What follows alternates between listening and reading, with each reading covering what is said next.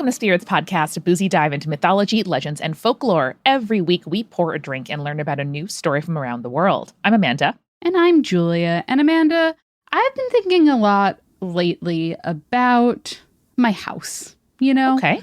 Mostly it's because I have been, that you get ideas in your head and you're like, wow, it would be really nice to move to like insert area here. And then you open up Zillow and you start getting emails about Zillow listings in that area. And you're like, damn. Okay. It's not going to happen for me, but it's a nice dream. Yeah. Like, the reality is unlikely, but at the same time, you're like, could be nice. It could be nice. So I've been thinking a lot about houses and homes. And in particular, after our episodes about gnomes, I've been thinking more about other household spirits. Hell yeah. Those are some of my favorites to talk about. The domovoi lives in my head and also my hearth rent-free. But, Amanda, that is a great point. We have talked about several different household spirits on the podcast, but really haven't done too much like deep dives into the various household spirits that come about in mythology and folklore and traditions from around the world. So today, I want to give us a little house spirit roundup.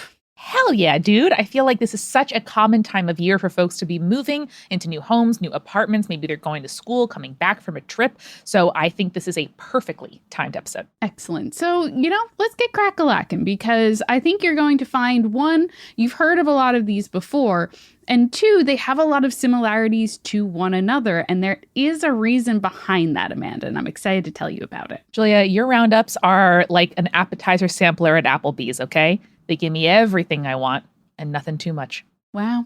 I appreciate that. Thank you, Amanda. That's very kind. Very kind of you to say. All right. So, Amanda, let's start with the one that you've already pointed out. Perfect timing, as always. We'll start with the domovoi. I love these little Russian guys. They just want to be thanked. They want you to respect the home, and then they will in turn respect it and help you keep everything okay. Leave a saucer of milk out time to time. They're going to be perfectly fine. Exactly. So translated from Russian, his name literally means of the household. They are usually depicted as small old men with gray hair and flashing eyes. Ooh. But they usually can also take the form of animals as well in some stories. So cute. Now, in Slavic culture, they are often represented in the household in the form of like clay or stone statuettes that are then placed in like a niche or a niche, depending on how you pronounce it, near the house's front door or above the hearth or oven in a kitchen. Now, Julia, my grandma has in her entryway a little shelf right next to the door where if you're like, going to unlock the keys, you have to put down a cup or your phone or something. That's a good place to put it. And what she has on that shelf is a little statue of a boy peeing from France. Now, is that the domovoi of my grandma's house? I mean, it very possibly could be, Amanda. My question also is, of all the things to get in France, why is it a small boy peeing?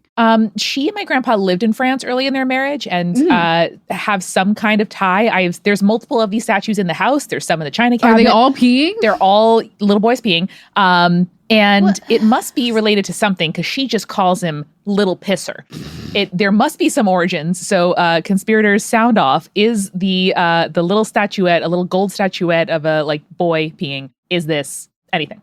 Anything? Who can say? Well, someone will hopefully tell us.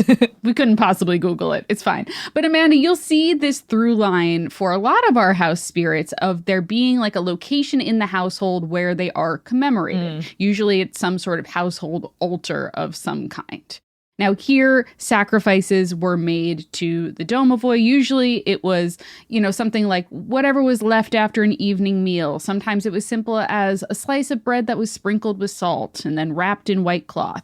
But if the domovoi was made particularly angry, say you're slacking in your duties and whatnot to the domovoi, a more substantial sacrifice might be required, such as sacrificing a chicken, usually the cock, not a hen. You have to do that at midnight. Oh. And then the blood would be sprinkled in the courtyard of your home. Okay, I'm glad that the domovoi is like, let's not get crazy. Don't get my house bloody. You can keep it in the courtyard. It's fine. It's fine. We could leave it outside. I'm sure there are some cases where maybe it was inside, but I was like, the courtyard was the one I saw the most. So Fingers crossed. Yeah. Oh, I love the domovoi is like, this is not a slice of bread problem. This is a your prime rooster problem. Exactly, exactly. However, Amanda, the domovoi's instinct is to protect the well-being of any of the family that resides in its home. And it gives particular attention to children and animals that make up the household, right? Much like the telling of the bees we mentioned in our bees episode, they like to share in the joys and the sorrows of the family. If they are kept in well regard with the family, they would usually sometimes like warn the family if there were threats to them coming in the future. So, for example, the threat of death or illness or war coming to the household. You would get a little bit of a warning from your domovoi ahead of time that these things might be possible. Very helpful. Exactly. Usually would occur in dreams or just like general signs that something was amiss. It was, as I kind of implied, possible to piss the domovoi off. And in particular, you could piss your domovoi off enough that it would leave your household, thus leaving the members within it unprotected from things like bad luck or misfortune. Damn. The domovoi really is so much more than like a house cleaning or a housekeeping spirit. It really is getting at things that make the heart of a home, something that makes you safe and protected. Exactly, exactly. And so when we talk about like the domovoi in particular, the domovoi feels very primal in the way that it is of this house, and it is the family that's coming to reside there is now their family. If that family moves, then it's no longer associated with them. And we'll see that kind of differs depending on cultural influences. Sometimes the house spirit is connected specifically to the family home. Sometimes it is directly influenced by the fact that it is connected to the land in which the family is residing on. Cool. You know, so it's sometimes its allegiance is to a family or its allegiance is to a home or a location. Very cool. But Amanda, did you know that there is a female version of the domovoi? Really? Yes, it is the kikimora. Oh, great name. Kikimora are usually described as having a dog's snout or a chicken beak. Sometimes they also have the qualities of goats, like glowing eyes and goat horns. Oh? But normally she has feminine qualities to her. Depending on her portrayal, she might resemble more of an old woman, but sometimes she's a beautiful young girl. Fascinating. And I'm just wondering to myself, like, is this what really appeals to the male domovoi? Is like, you need those flashing eyes, of course, but like not just flashing. I want those vertical pupils, Julia, and I want them glowing. Yeah, that's tough. That's tough. Well, that's actually really interesting, Amanda, because in some traditions, not only is she residing alongside a domovoi, but she's actually the wife of the domovoi. I assumed that, and then I realized, Amanda, that's heteronormative of you. You don't know. You don't know. But it's most likely. A safe assumption, actually. So when a house is in order and she is taken care of, you know, given the proper offerings, et cetera, she primarily will care for the chickens and she will take care of household work for the family. Hell yeah. However, there are probably more stories about quote unquote bad kikimora than there are about good kikimora, where she will sometimes slip into bedrooms through keyholes and sit on the chests of sleepers who wronged her, trying to strangle them in their dreams. Wow. How do you wrong a kikimora that bad? You don't take care of the chickens properly. You don't give the proper offerings. A lot of different ways to piss off a kikimora. Damn. But this also reminds me very similarly of the episode that we did on nightmares and nightmare spirits in particular, and that sort of sleep paralysis, heavy weight on the chest description that we've talked about. So much so. People's brains have been misfiring in this specific way for millennia, y'all. As long as we've had brains, pretty much. She's also very interesting. If you piss her off, she will break dishes. She'll generally make a lot of noise throughout the night. Basically, she just wants to make it really difficult for you to sleep. You know, happy wife, happy life. Happy kikimora. No noises while I'm trying to sleep. Ahora. I was going to say, happy kikimora, then you're going to be allowed to snore. Also good. See, Julia, mine was the Spanish-Russian version. Yours is the Italian-American edition. Sure. And that's the Snora. There is a version of the Kikimora that is actually not a household spirit, but rather is a swamp spirit. Oh. I figured I'd mention her. Cool. In this form, she is usually a scruffy old woman who wears moss and grass for clothing. She frightens travelers. Sometimes she kidnaps children. Okay, let's all focus up here. So there's Talia, our social manager, Bren, editor. I'm gonna need us to work on an Instagram meme format, like the Swamp Witch, the Bog Witch. Send me back to the bog. We need to educate the internet about the Kikimora Swamp Edition, because I think for some people they're like, I don't want to work for wages. I want to work for satisfaction, and being the Swamp Keeper is my satisfaction. You know what I mean? Yeah, that's very possible. Let's work on this. Amanda, you can notice a Kikimora because she will leave behind wet footprints, a classic kind of look. And then there's also another version of the Russian Kikimora who loves to brew beer in the swamp. And it says that when fog or mist rises from the swamp, that is the fumes from her brewing her beer. New dream job unlocked. I know. That's when when you're like, let's meme. I was like, wait, hold on. We're missing one key factor here for the meme. Folks, follow Spirits Podcast, and you will see what we do on either Instagram or TikTok. Now, in the similar vein to the domovoi and the Kikimora, Amanda, is the brownie, which is a Scottish household spirit. Like the domovoi, in exchange for an offering, usually it's a bowl of milk or cream left by the hearth, they would come at night and perform household chores and farming tasks to make the life of its inhabitants easier. God, what a dream. Do you ever wish that you fall asleep and then when you wake up, someone else has dusted the house? Because, who the fuck has time to dust? Listen, Amanda, I've had laundry in the dryer for 2 days now, and I keep going to sleep being like, maybe someone will fold it in the middle of the night. Who can say? Now, Julia, have you tried putting a bowl of cream next to your non-existent fireplace? Yeah, no, I fucked up by not doing that. That's my bad. Maybe the fire pit? Oh. And then I think the squirrels will get into it and you'd have a smelly squirrel on your hands. I do have a fake electric fireplace, so maybe that's something. Worth a shot. The presence, Amanda, of a happy brownie means that the household will prosper. They prefer to work at night and alone and will go out of their way to avoid being seen. Now, me too, dude. Yeah, I know, right? Now, many times brownies are associated with living in a specific place, either in the household or on the property. So, for example, the hearth is their domain, but sometimes they're tied to a specific stream or a pond or a rock that can be found on the property. Makes sense.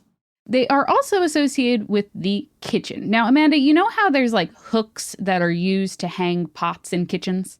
Totally. Often these are hung over the fire so that the washed pots will then dry faster. Now, in Scotland in particular, there are these pot hooks that are often designed with a crook in it.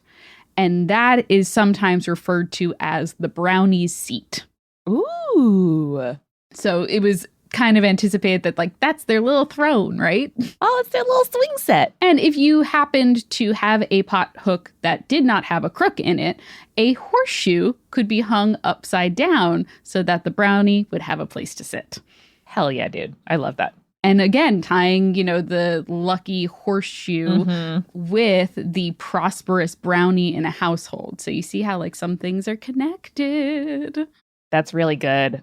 We recently said goodbye to the cabin that my grandparents had when they were vacationing that all of us went to, for our whole childhoods growing up. And each of my siblings and me took a horseshoe, which had been hung over the front door of the house. Aww. And so I'm going to text the group chat later and say that each of us should put it upside down over our hearth or in our kitchens just to make sure the brownies have a place to vibe. It's very sweet. I like that a lot. Yeah. Now, Amanda, how brownies are depicted depends on which region you are in, but they're often referred to as being small, ugly, and covered in hair, much like myself. I'm kidding. Same. Think I wake up like this? Nah. They are typically male, though there have been some tales of female brownies like Meg Mullock or Harry Meg. I love that she is very specific. They're like, that one's Meg. In Aberdeenshire, they are said to have no fingers and no toes. Wow. Shout out. Must have some good adaptive technology for their chores. In the lowlands, instead of no fingers and no toes, they instead have no noses, but rather a single hole where their nose should be. As long as it takes in air, we can work with that. They do have the ability to shapeshift into animals and also to turn invisible, which is why you will find that they're not often caught doing the chores that they're famous for. If you do happen to catch it doing its tasks, you'll find that they're often dressed in rags or even naked. But Amanda, don't offer them clothing. I see. If you do that, or you attempt to baptize them, because obviously this is a post-Christian addition to the folklore. Don't do that. It will leave the house forever, which basically opens the household up to misfortune. I see. And as usual, folks, for repairing the holes in our hearts that a certain transphobe put there, very few original ideas, so we can just celebrate folklore instead. So the brownies can be a little bit more trickster-like than the domovoi. They'll sometimes target lazy members of the family or servants and will play tricks on them as punishment. So like if a lazy servant were to, not do their chores, the brownie might play a little trick on them. That's fair. I mean, it's a good management technique to be like, hey, let's get this together. Which is also interesting when you consider that in some traditions, brownies were said to be the spirit of a deceased servant who worked in the home, who remains there because he was so proud of the work that he did in life. Oh, again, I don't dream of labor, but, I see where they're coming from. Amanda, do you want to hear an interesting sort of colonization is bad, but it did result in an interesting thing? Yes. Okay. So there is a Hawaiian spirit that is theorized to be the product of Western colonization and the introduction of brownie lore to the Hawaiian Islands. Oh my God. This is the Menehune. Now, they share similarities to the brownies, diminutive in size. They are incredible craftspeople, etc., etc. So they are said to appear only during the night and will attempt to create a masterpiece in the nighttime hours. And if they're unable to finish the task during the night, they'll leave it unfinished. But many temples and fish ponds and houses and roads that supposedly, quote unquote, popped up overnight were said to be the masterful work of the Menehune. That's amazing. They're like craftspeople and turbocharged spirits, like making infrastructure not just for a family, but for an entire village. Yes. And so the argument that I've seen laid out is that this was a adaptation of brownie lore by the Hawaiian people after it was introduced via Western colonization. However, it is a little bit difficult to pin down because the Hawaiian people had an oral tradition. The argument is being made that these stories did not exist before the introduction of Western colonization in the Hawaiian Islands. So it is an interesting theory. I like to think that maybe they are connected in some way. However, I also can absolutely see that there would be household spirits in Hawaiian culture even before the introduction of Western culture to them. Another tradition that I absolutely love learning about. And so I'll put on my guest outreach list, Julia, maybe some Indigenous Hawaiian scholars of housekeeping traditions. It could be really interesting. I'd like to see it. Let's see. Now, Amanda, there is also, of course, the Germanic kobold, which in doing the research for this episode, I realized has so many different subtypes of kobold in terms of household spirits and also various other spirits that I'm going to have to save it for their own episode. Okay, let's go. Check back in a couple months if you want to hear a kobold episode. I think you'll be seeing it, I don't know, November maybe, something like that. Just in time for hunkering down for the winter. I love it.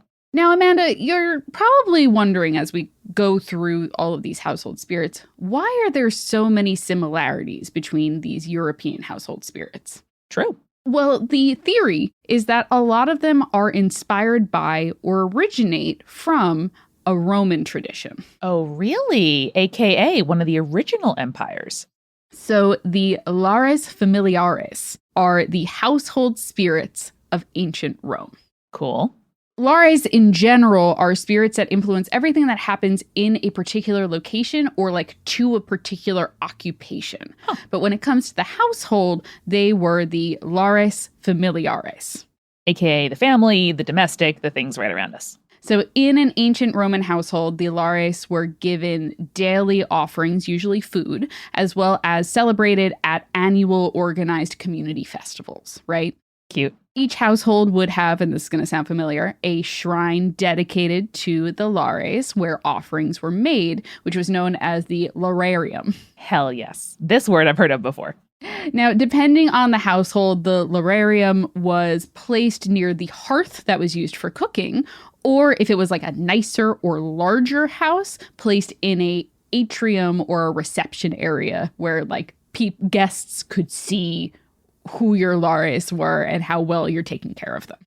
Very cool. I'm sure there were a lot of like politics and almost judgment about like, oh, well, this family only had 2 oranges for their lares. Like, are you kidding me? Oh, definitely. So good. How embarrassing. Yes, you're exactly right, though. That is kind of like the political, social, like, oh, wink, you see what's happening here? Mm-hmm. Lares familiares have a bit less personality, I would say, than the other household spirits that we've talked about so far on the show. In art, they are usually portrayed as a man wearing a toga with his head covered by the fold of his toga, which sort of denotes that he is participating in some sort of religious practice, either worshiping or acting as a priest. One of my favorite things we do as a species, Julia, is be rude for God to see the top of my head. We're just gonna cover that right up. Everything above cannot see what is happening below. Mm-hmm. So usually he is carrying a sacrificial vessel, which is known as a patera, or a classic cornucopia. Cool. He is young. He's usually wearing a garland on his head and is often standing on tiptoe. Oh, because it makes the calves look all nice? I guess so. I'm not entirely sure why on tiptoe, but it's usually how he's portrayed. Now, this is a particularly interesting practice that I want to mention in regards to the lares familiares. A lot of household worship, the symbol of the spirit stays at its altar or around its altar, right? But the lares would be brought wherever its presence was needed or desired. Just like my Roomba. I say, cleaning, son, kitchen, please. And he goes over there. So, for example, Amanda, if there was a great feast that the household wanted blessed by their lar, they would bring the altar to the dining table. It also could, for example, act as a witness for household weddings and other important family events. Oh, stop. I love that. Isn't that sweet? Yeah. This is also something that I think is really interesting. There is another household spirit that is worshipped by the ancient Romans that was called the penantes. And so they were these domestic guardian spirits as well, but they were more tied to the family. So the penantes was specifically tied to the patriarch of the family and his immediate blood relatives, as opposed to the lares familiares, who would protect all members of the household, including like servants. Anyone who lived in the household would be protected there. Wow. So, for example, if a family was to move out of their home, their penantes would go with them, whereas the lar familiaris, which is the single version of lares familiares, nice, would stay in the household and care for the next family that lived there. So there is a really interesting split, as we talked about earlier on in the episode, of like what is to the household and what is to the family that resides in that household. Right on. And I'm sure there were also like dramas about, if the eldest son is getting it and if he's a bad son, will the second son get it, Oh, Amanda, I'm going to tell you a little story here. So much like other household spirits that we've discussed previously, they are proud creatures who would turn their backs on members of the household if they were not properly thanked or were neglected in some way. Let's go. So there is a story by a Roman playwright named Plautus who tells a story about like basically a grandfather begged for the household lar to hide the family gold. Okay. The lar takes it. He buries it beneath the hearth where the lararium is. Yeah. When the grandfather passes, the lar refuses to reveal the location of the gold because the grandfather's son never honored him or left him proper offerings. Let's go. The same happens to be said about the grandson. They're both assholes. But when the original grandfather, his great-granddaughter, is ready to marry, she is left with no dowry because the family is like, miserly and terrible and like has wasted the money in different particular ways. However, she goes and she makes a pious offering to the Lar, who is then appeased by her devotion and allows for the grandson to find his grandfather's gold after he finally sees the error of his cheap ways. He then uses the gold for his daughter's dowry, and she is able to marry. Let's fucking go. Let's go. Oh, so good. So good. Also, make a will, people. We don't have to want to rely on our household Lar to tell our families where our assets are. Especially 3 generations later. Yeah. That'd be bad. That would be bad for everyone, I think.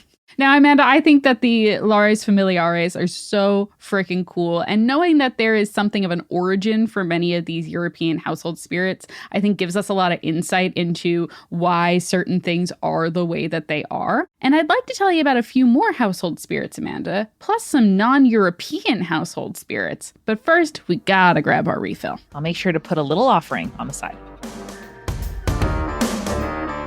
Hey, it's Julia, and welcome to the refill.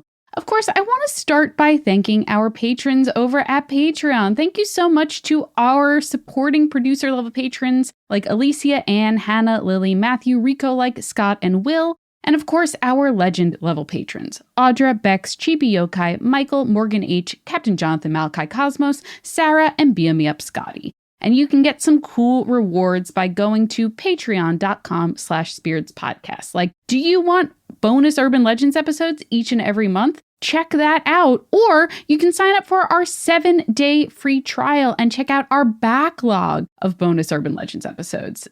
I think it's a great deal. So check that out. That is patreon.com/spiritspodcast. And hey, if you are sitting on an urban legend that you have maybe teased us about in a former email, maybe you have been thinking, oh, I don't know, maybe they won't read this. We want to read it first off. And secondly, spooky season is right around the corner and we need those urban legends. So send them to us. You can go to spiritspodcast.com/contact, or you can email us at spiritspodcast@gmail.com. We are so excited to get spooky season started with a bang. And of course, that means that urban legends are so important for us to have. And hey, remember, you can also leave us a voicemail urban legend at 617-420-2344, or just send a voice memo to spiritspodcast@gmail.com. Please, we want this to be the spookiest spooky season yet. So send us your urban legends. We need them.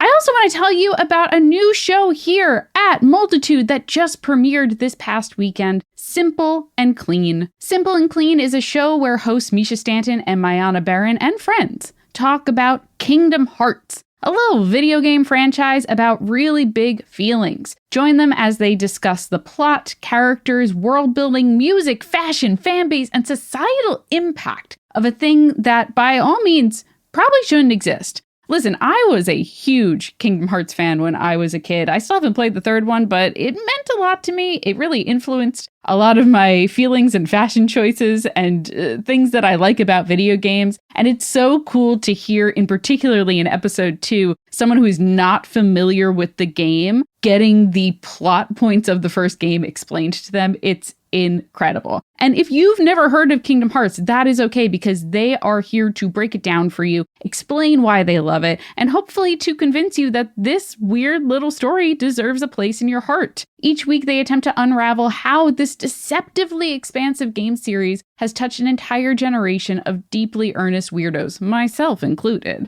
And along the way, realize that what they're talking about might not be just a video game, but a whole lot more. So new episodes are every Sunday, and you can get those wherever you listen to podcasts.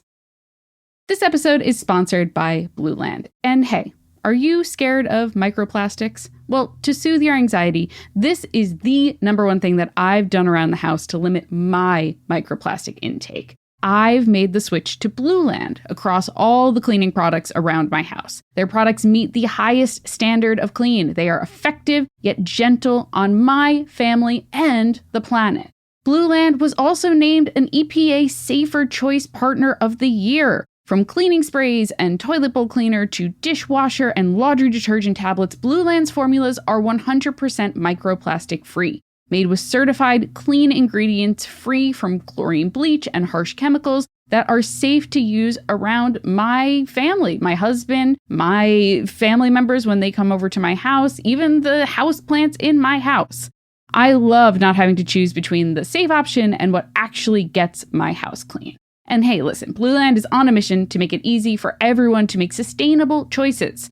They believe that hardworking, clean products can be the norm, not the exception, so that you can do better for your family and the planet at the same time. I am a huge fan of their toilet tablets. I've talked about them in many an episode, but I love that they're essentially a bath bomb that cleans your toilet. And they are proven to work on a range of stains, including rust, mineral deposits, limescale, and hard water. So they are working hard out there.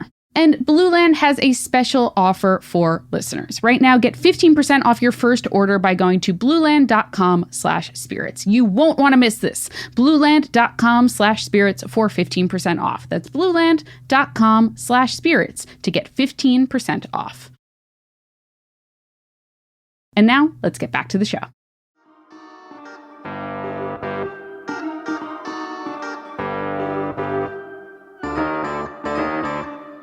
Amanda, we are back, and for this episode, since so many household spirits seem to be appeased with an offering of like bread or cream or honey, I chose a cocktail that sort of combines those things, which is the milk and honey cocktail. Yay! So this is a cocktail that is made up primarily of scotch with a strong honey syrup. For those who don't know, when I describe a strong syrup, it means it's a 3 parts sweet thing. So either sugar or in this case, honey, and then 1 part water. So that's how you make a strong syrup. Fun fact for you. Versus a traditional simple syrup, which is what, 1-to-1 of sugar and water? Mm-hmm. Yeah. This also calls for a bit of cream and then either vanilla or tonka bitters, which if you're not like carrying some tonka bitters at home, hey, a good investment, especially as you start to get into the winter seasons, like a nice warming sort of vanilla-y bitters to add to an old fashioned is one of the best things ever. Delish. So I think this cocktail is the perfect offering for a household spirit right before they, get to work for the evening after the family has gone to sleep for the night. Mm-hmm. Now, Amanda, we've handled several European household spirits at this point, but how about the Haltia? Never heard of her. Well, this is a Finnish spirit, somewhat similar to the Tomte, which we talked about in our gnomes episodes. It is a protector of a specific place and all of the living things that inhabit that place. While there are several different forms of Haltia, depending on what area they are the protector of, the most relevant one to us is the Maan Haltia, or the land Haltia, and also the Koti Haltia, which is the home Haltia. Hell yeah. So these take care of the home or the homestead, and much like the other spirits we've talked about so far, they have to be treated with respect in order to keep them happy. I don't know. I mean, listen, if this episode teaches you nothing, it should teach you to be very grateful to the folks that perform service in your home. If you have childcare help, if you have household help, if you have cleaning help, if you go to a restaurant or a coffee shop. There are many reasons why you should be nice to service industry professionals, but particularly those that work in your home, y'all. Now, to talk about the Haltia a little bit, I mean, they are very similar to the other European spirits we've talked about previously, besides the fact that there are very distinct differences between what their domain is. So, for example, there's also the Saunatontu, which is the spirit that protects the sauna and makes sure that people behave properly when using it, yes. Which I think is important, personally. That is a vulnerable place to be in the sauna, and you want to make sure everyone is being appropriate. Very necessary. Oh, yeah. But if you were to build a new home, for example, Amanda, you were expected to make an offering of water, bread, money, and charcoal to your Haltia in exchange for that parcel of land that you're about to build on. Very important. Yeah, extremely important. So worth mentioning just as a little aside, if not only to talk about sauna etiquette.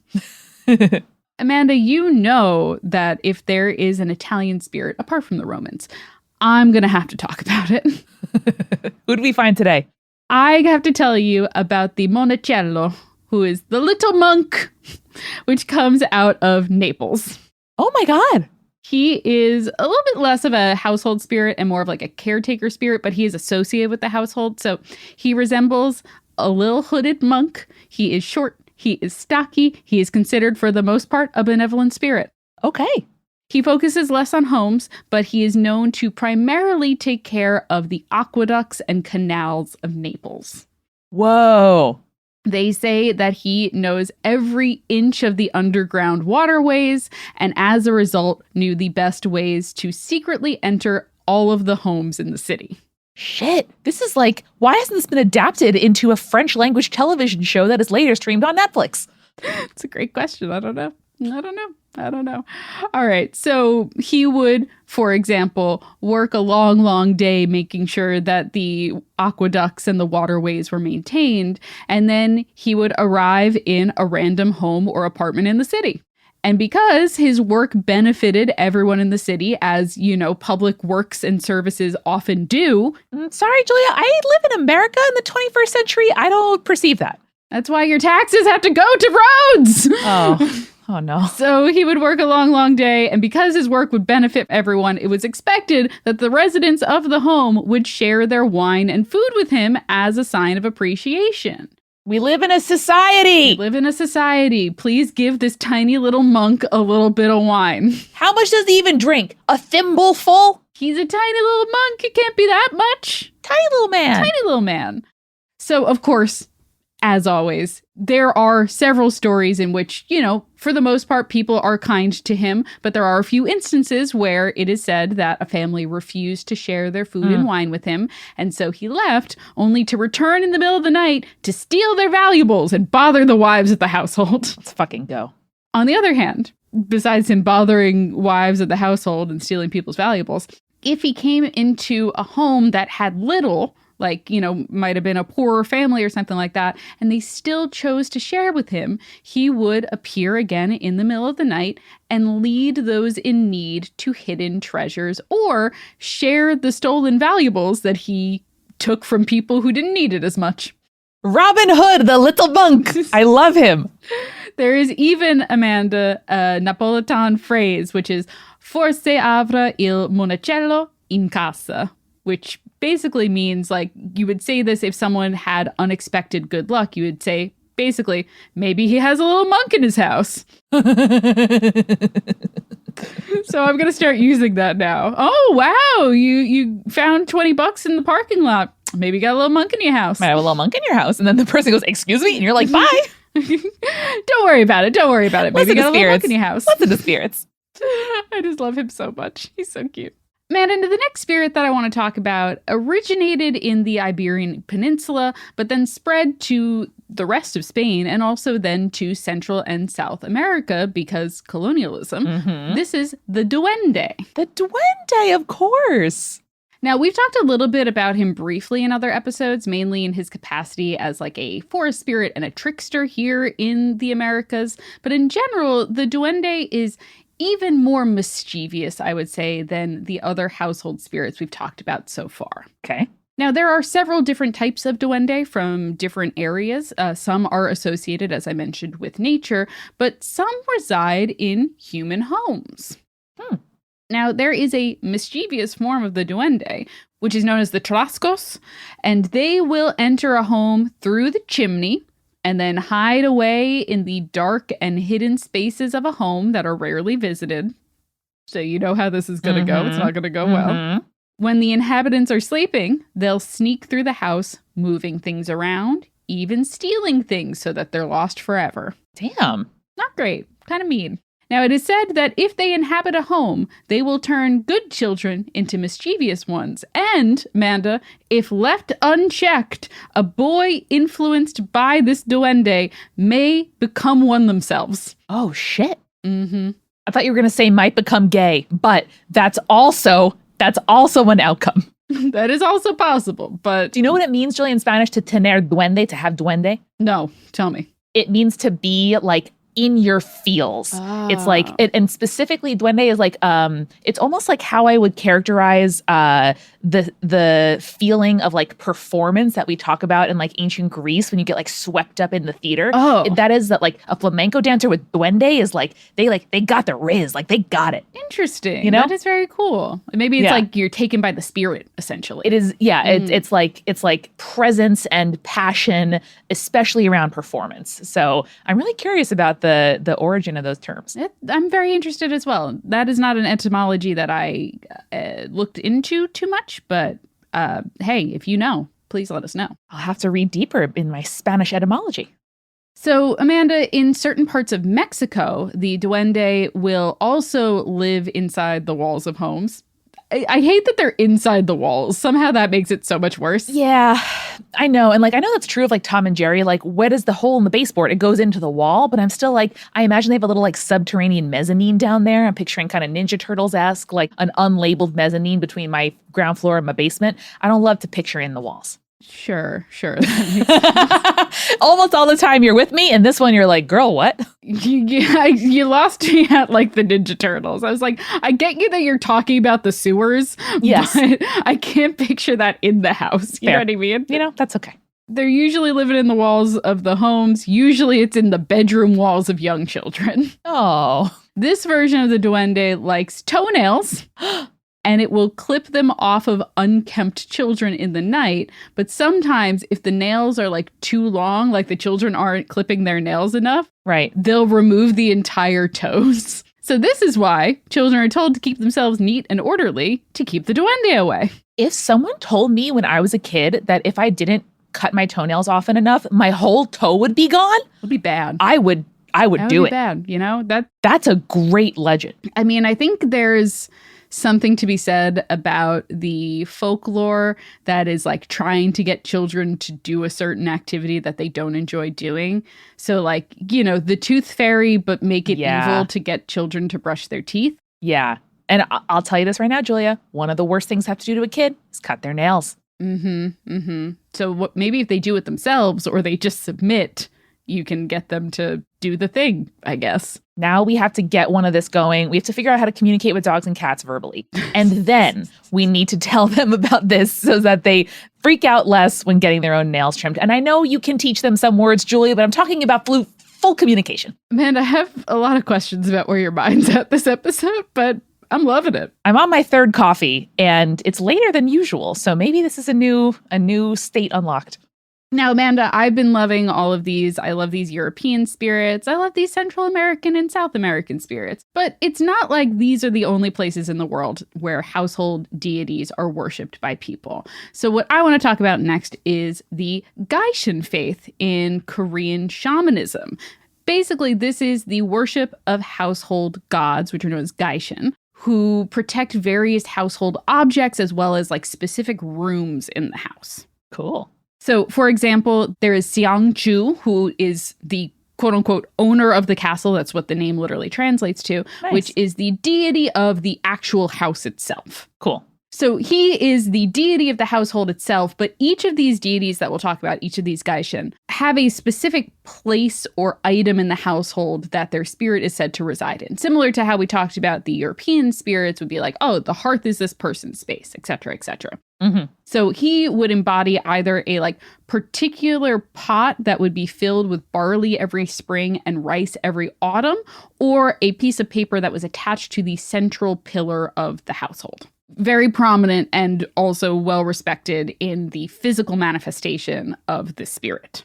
Absolutely rad. When a new family was formed or a family moved into a new residence during this time, Seongju was the only spirit that would be worshipped for an entire year in that household. That's awesome. So basically like saying like, we realize this new house is special to us and we are forming a new household together with you, the god. So we're going to make sure that you are specifically the only one we're worshiping right now. That's awesome. And also identifies that it takes a long ass time to settle into a new house. Like that really does. That's quite a process. Now, what's interesting too is he also specifically was believed to guard the patriarch of the family, which seems again to be a through line of a lot of the cultures and folklores that we're talking about in terms of household spirits. And how households are formed, right? Like it is whatever, lineage we're talking about, that person that then gets married, makes their own family, like that's kind of how it transmits. Now, Amanda, I'm going to go through several of them, which I think are kind of fun. There's also Teojushin, the patron spirit of the ground that the house is built on. There's also Joangshin, the goddess of the hearth and the fire found in the home. Classic, beautiful ones, right? But we get even more specific, which I think is great. So good. There is Monshin, who is the god of the door, who embodies either an amulet or a piece of paper that is attached to the door, and his worship consists of an offering of rice wine that is sprayed on the door and rice cakes left in front of it, particularly around October. That's usually when his worship or his festival are. Awesome. Eopshin is also worth noting. This is the goddess of storage and wealth in the household. So like this idea that if your house is big enough, you actually have a lot of storage for all your stuff. Yeah, or I was thinking too, like the fact of like a pantry, right? Like if you have to store food and make sure that you have material supplies, you got to make sure that they're safe, and that's real material wealth for your family. And that's a great point, Amanda, because unlike the other Gaishin, she is embodied not by inanimate objects like the other gods, but usually is portrayed as being either a snake or a weasel, which would eat vermin like rats and mice. So you would keep all of those vermin out of your stores. So there, you are exactly around the money as per usual. Amazing. If you wanted your household to be rich, you would make sure to give her your offerings. Because again, if you have a goddess of storage and wealth in your household, you know that you're doing something right. Let's make sure she keeps the money, okay? And then finally, I wanted to shout out Chokshin, who is the goddess of the outhouse and the toilet. Very important, often overlooked. She was beautiful despite her domain, but was apparently exiled to that position in the outhouse by the supreme deity. Oh no! Now, offerings made to her were more to avoid her rage than to appease and honor her. Sure. So, for example, if like a shoe or, God forbid, a child would accidentally fall into the pit toilet, an offering had to be made. And of course, you would also make an offering to her when an outhouse was built. Right on. I wonder if there was ever some kind of colloquial phrase, like when you say like, oh, I have to go like powder my nose. It's like, oh, I have to go make an offering. Yes. Well, actually, speaking of that, Amanda, an offering typically made to her is this rice cake that would be filled with as many ingredients as possible, which in the translation would translate to the dung rice cake. Yep, that'll do it. Yep. Also, she was said to despise children because in her origin story, it was a child that caused her exile to the outhouse and will often try to trick children into falling into the pit toilet. You know, Julia, a good thing to warn kids to be a little bit cautious around is the pit toilet. 100%. Yep, that is something to be concerned about, for sure. To finish us off, Amanda, I want to talk about Zashiki Warashi, the parlor child, which are yokai who live in the parlors and storage rooms of a house. Oh, no. Like many of our household spirits, they could bring good fortune, but they were also little pranksters. A little piece of shit, I bet. They typically appear as red-faced children anywhere from 3 to 15 years old. That's a range. And there would be boys and girls spirits that are mentioned in the folklore. The boys are often seen wearing black, while the girls wear red, though this is not like a hard and fast rule. And sometimes in the description and in seeing these spirits, their gender is ambiguous. Right on. Whereas the European house spirits are usually solo creatures with only kind of one inhabiting the house, unless it's the Kikimora and the domovoi, several Zashiki Warashi can be found in a household at once. And their childish nature is tied to the fact that they love a prank. They will make sounds at night like someone is using like the spinning wheel or like there's dancing going on. And then when you go down there, there's no dancing. Oh, shit. They don't enjoy having guests in the household and they will specifically prank guests. So if you are staying in a guest room in someone's house, you might end up being harassed by these spirits who will ride on top of the guest room futons and turn over the pillows to keep you awake. That's okay. That's amazing. all while being invisible, which is extremely fun. And if you try to stop them, they are like, try to like grab the pillow and take it away from them. Right. They're so strong that you can't even like manage to wrangle your pillows back. Incredible. Damn. Also, they cannot be seen by anyone other than the members of the household or the family that resides there. So you're basically, again, like wrestling with an invisible creature while trying to get your sleep on. And, there are definitely times when you're in a new bed and you wake up and you're like, where am I? Like, what am I doing? A little bit of maybe vertigo as you're like falling in and out of sleep. And so this is such a wonderful explanation for those feelings. Exactly. What's also really interesting is it said that they can also only be seen by children. They will also play with the children of the household when there are no adults around. But it's believed that to see the Zashiki Warashi is to bring fortune to the household and to protect it. And if they were to leave the home, the prosperity of the house will decline.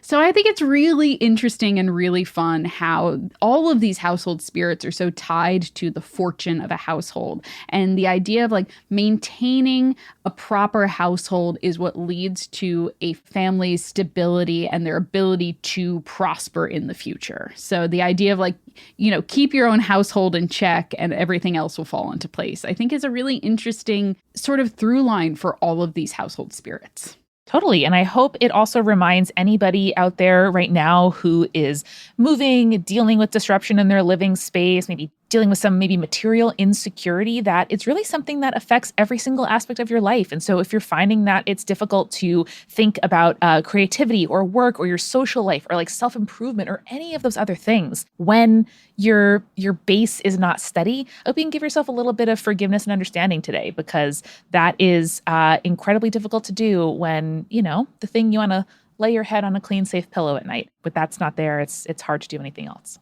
That's absolutely true. And the idea that appeasing a spirit in a small but significant way, they can help make the burden of finding a household and maintaining a household a little bit easier is something that I think does appeal to a lot of people. And it's why we see it in so many cultures across the world. Well, Julia, next time I'm at your house, I'll make sure to bring a little extra cream and a little extra bread. Keep everybody happy. Yeah. And, I'll make us a milk and honey cocktail. I think it'll be great. Sounds like a plan. Well, the next time you leave an offering out for your household spirit and hear some interesting noises in the middle of the night, remember, stay creepy. Stay cool. Later, Saters.